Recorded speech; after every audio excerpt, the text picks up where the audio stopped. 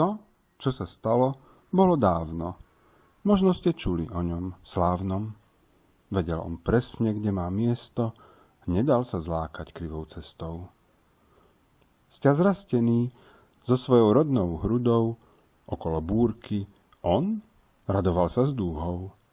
Láskavý Filip, zapísaný do mýtov, v živote zažil príliš málo citov. Samotár.